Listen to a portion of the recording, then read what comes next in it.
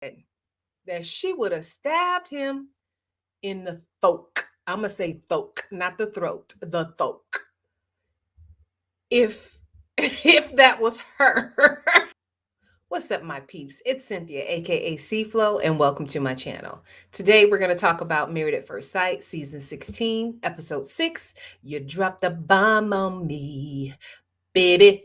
All right, but first, despite the bad singing, please like this video, subscribe to my channel, comment down below. I'd like to know what your opinions are and what you think's going on. So, I'm just going to go right to the couple meetup and the men meetup and the girls meeting up because that's where the meat of everything was. I'm just saying. So, first of all, when the couples meet up, Clint all of a sudden turned into a bone collector, darling. He brought up in front of everyone Airris's comment about blowing his wife's back out. So back at the bachelor party, he said he was going to blow his wife's back out. So Clint asked, "Did you blow out basically Jasmine's back in front of everybody?" Okay.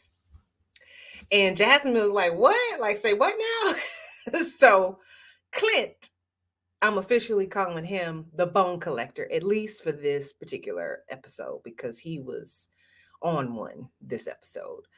And then the bomb is he tells everyone, well, let me back up. So Clint and Gina talk about how they're not really, basically that they're not attracted to one another, right? But Clint says that he's attracted and chooses more slender and athletic types. So basically insinuating that Gina is not that. So Gina isn't, she's just a curvy girl. She's not overweight or anything. So of course that offended her and all the ladies, right? Because they're all curvy girls. And it was crickets. Like the men knew that when he said that, that was going to be an issue. So that was like the big thing that happened during the meetup. And then of course, later on, as we'll talk about, Gina and Clint talk about that whole situation.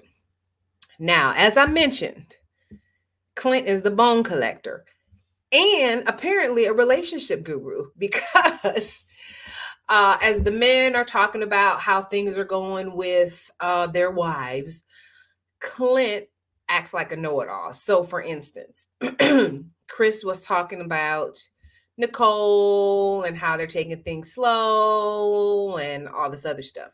So Clint goes and says that Nicole will kick your arse, right?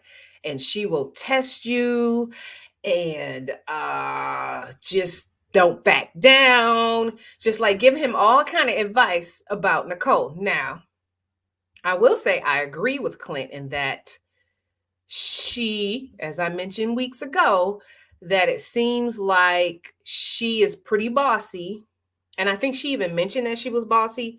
And Chris is too much of a nice guy to push back. And I think at some point, I think I said this in another video, that he will tire of her. It is going to take a while, though, of being bossy and pushy, and it's not going to work. And then she's going to get tired of him not having the balls or the cojones to stand up to her. So I still think it's a potential that that is going to happen. And that's basically what Clint was saying. But I'm just like, who are you to say? And the thing that tripped me out was Shaquille was agreeable. He was a little agreeable minion. He was just like, yes, yes. Like he was agreeing with everything that Clint said. Now, McKinley talks about how he feels like he's coming off as an a-hole around Dom because of his joking and his immaturity. Now he is, I don't know, what is this in my eye? He is very immature. All the way that he jokes and his lying jokes is what I call them is definitely a turnoff. And she even said that. So, yeah, you are turning out to be, appearing to be an a-hole. So Clint, the relationship guru, starts telling everybody what they need to do, which totally trips me out. Like, how you gonna do that? Matt brings up to Clint that his comment was like a oh-ish moment. The comment that he made about Gina, which is true. Like he he basically said that you call Gina overweight or fat, and Clint's like, no, I never said that. What's interesting is when it comes to Airris talks about how he's really not that his attraction to Jasmine is at a 5, and that she thinks that he's a 12 out of a scale of 1 to 10. So I'm like, okay, well, how delusional are you? And did she tell you that she thought you were a 12? Like the arrogance of it all. Like seriously, Clint should have said something to him about his arrogance, but they're kind of similar, I guess. Yeah, they're kind of similar. Let's see what else. So Clint complains to the guys about how Gina talks about the salon all the time, salon this, salon that, salon, and he's tired of it because he said he wants to get more deeper in conversations with her. And he's starting to question, is she on the show just to promote her salon? Which I'm like, that's kind of a stretch, but you just never know. So he's questioning all of this. Is she trying to promote her business? Now, what really tripped me out was Mac was trying to talk some sense into Clint, saying that, hey, I know how it is when you start a business. She's going to be very busy, try to be patient, that kind of thing. And then Max says that he thinks Gina is sexy and gorgeous. So I'm like, okay. And he don't know what's wrong with Clint, and he doesn't think that Clint can pull anything better than Gina. Because Gina is a pretty girl. She's pretty. Which I kind of was looking like, okay, now isn't that kind of inappropriate to be talking about somebody else's wife like that? I'm trying to think. Like, I think I would be offended if one of my friends, right? If one of my girlfriends was like, oh, I think your husband is sexy and attractive, and I don't know why you wouldn't be attracted to that. Although I'm attracted to my husband because, of course, I married him. But I'm trying to think in my head how I would feel that way, and I would be offended. Let me know how you feel about that. Yeah. So I'm trying to think if I missed anything else in that. No, the meetup of the girls. Dom mentions that Mac complains all the time, which he does. He complains and he jokes a lot. And that is a sign of immaturity. And she's saying that is not sexy at all. Kirsten is tired of Shaq and his joking as well. But I don't think his joking is as often and silly as McKinley. But, we don't see everything. So I don't know. Jasmine says basically that her and Airris's sexual attraction needs to get better. Now, let me back up. So at the couples meetup, Airris says that he thinks that Jasmine is beautiful and, he's an attractive, but then he kind of tells the men that he's not really attracted to her. And then when he talks to the producers, he's saying that she's a little thinner. He likes a little booty, you know what I'm saying? A little something to grab onto. And she's not it, clearly, because she's a thin girl, pretty girl, thin girl. And he's not attracted to that. So on one hand, I feel like he needs to be a little honest with Jasmine about how he really feels. But then on the other hand, it's going to hurt her feelings, just like Gina's feelings are hurt and Clint's feelings are hurt, as we're going to talk about a little later, about him being called a ginger, which I didn't realize that was a rude comment. I didn't realize that. Let me know if you knew that was a rude comment. So the girls bring up the comment that Clint made, right? And Nicole says that she would have stabbed him in the throat. That's what I'm talking about. She is playing all innocent and sweet now, but that will come out. She said that she would have stabbed him in the throat. I'm gonna say thoke, not the throat, the thoke. If if that was her. So obviously all the women are upset. I was upset when he said that too. But then again, is he say that he say these things because he felt a little attacked by her saying that she's not, excuse me, she doesn't vibe with gingery types? I don't know. I don't know. It's just an interesting situation. Um, so we see that Kirsten and Shaquille have a cute little moment with the dance hall dancing lessons, and they seem to vibe. It was a vibe seeing them dancing together. They discuss Clint and how Airris is saying, so Kirsten finds out that Airris is saying that he's not that attracted to Jasmine when she's like, well, didn't he just say the other day that he was attracted? So there's an issue there. It seems like Shaq is a little bit of a bone collector too. And then they talk about, Kirsten brings up his joking all the time and how he needs to be a little more serious. And they kind of have a little disagreement about that, about him joking too much, in her opinion. But then they kind of work through it a little bit. Because her thing is, we're just now getting to know one another. And I think there's a time and place for you to joke. But then again, my thing is that's probably his personality. So you're going to have to kind of give a little bit too. For both of them need to give a little bit. Child, I don't know. I'm not getting to Gina and Clint yet. Nicole and Chris.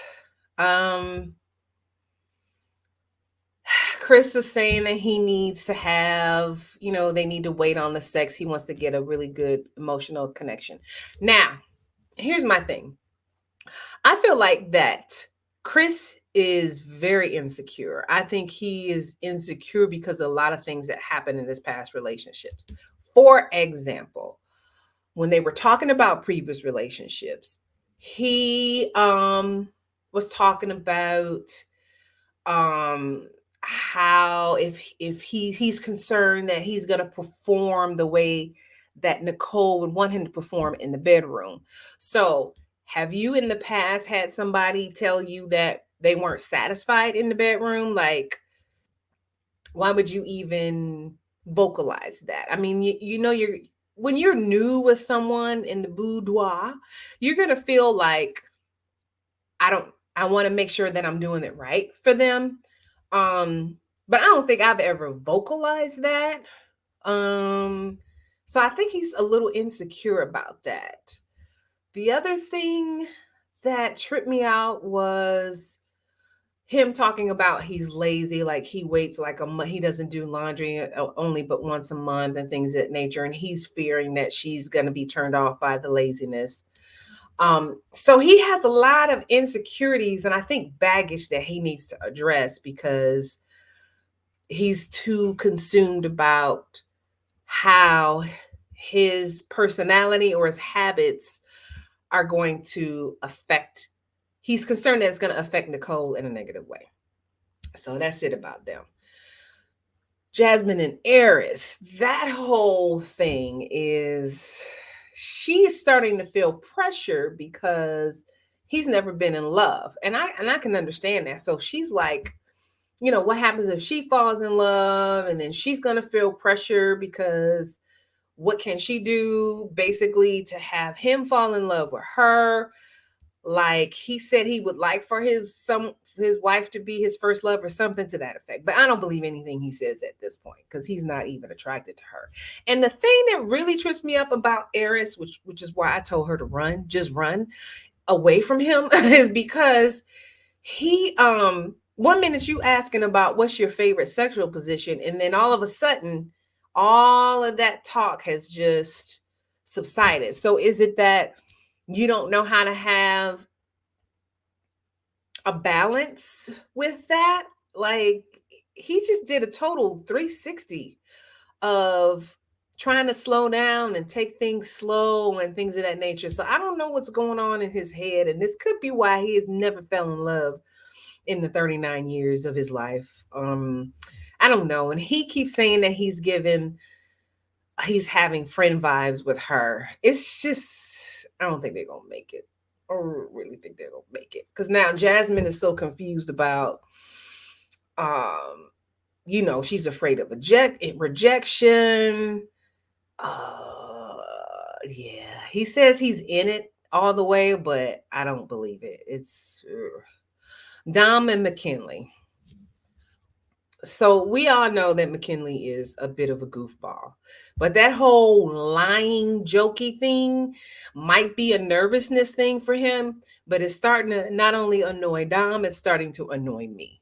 So Dom says on the attraction from scale of 1 to 10 between the two of them, it's a 6. As far as romance on a scale of 1 to 10, it's like a 3 or a 4. And I know it's a 3 or a 4 because of the joking and the lying, right? Is it really lying though? I don't know. Now Max is reluctant to try different things, which is annoying her. So he's not as adventurous as her, but he keeps doing these things, he says, to please her. And the one thing that stuck out with me is when they all went horseback riding. One minute he's telling her he's been horseback riding, he's done all this, and when they get to the daggone excursion, he says he's never ridden a horse before. So they go horseback riding. I've actually done that excursion. I'm in the water, and you do go in a circle with the horses, but it's pretty cool. It was cool for me. He says off to the side with the producers that there was no thrills or anything exciting about it. Just riding a horse in a circle, there was nothing. He was complaining yet again. And my thing is, you've never done anything like that before. You got to look at it from that standpoint. And I know, based on me doing that excursion, that you did more than just riding the horses in the water in a circle. You went through the woods and all this other stuff. So the fact that he was complaining and felt like that was no big deal, makes me want to ask him what is his deal? You know what I mean? But then he apologizes to Dom about the joking and the negativity and the complaining, because that kind of stuff is a turn off. So he keep that up. They ain't gonna make it. Well, it looked like they ain't gonna make it based on the daggone previews of the coming episodes. Now, last but certainly not least. Sorry. Okay. As I mentioned, Clint was complaining that all Gina talks about is the salon. He wants to have deeper conversations. So my thing is, tell her that in a nice way, of course. Just tell her that, that's real cool. It's nice to hear about your salon and things, but I want to know more about you. Like, what's wrong with that? She's probably be receptive to that. Why can't you do that? Anyway, he's complaining about that. Gina is stewing over what he said about her. So she brings it up, confronts him about the comment and how she was offended. And he says, well, I was offended by you calling me a ginger. I don't think he said it in those words, but that was the gist of what he was trying to say. And so they start getting into a disagreement on how Gina feels that's different. Someone's eye color and hair color is different than calling someone overweight and not athletic. She went into this whole diatribe about, you don't know how I work out. Have you seen me work out? I think I look fine, all this other stuff. So they go back and forth. He says that you don't think calling someone a ginger is offensive. And she's like, well, no, people at my hair salon ask for a ginger color all the time. So it came down to this. They were not hearing one another. They were both trying to get their points across, and they weren't hearing one another, to the point in which she basically said, I'm done for the rest of the honeymoon. I think it's best that we spend the rest of the honeymoon apart. And she walks away. Clint is pissed off, saying, oh, how adult of her. And, she walked away because, you lose and then you walk away. What did she lose? Is this a win or lose situation? Y'all were having a conversation about how you both were offended about things that you said to one another. So how is this a win-lose situation? I couldn't get it. So that's basically how it ended, with Gina walking away. It was a pretty good episode. I'd like to know your thoughts. Comment down below. Until next time.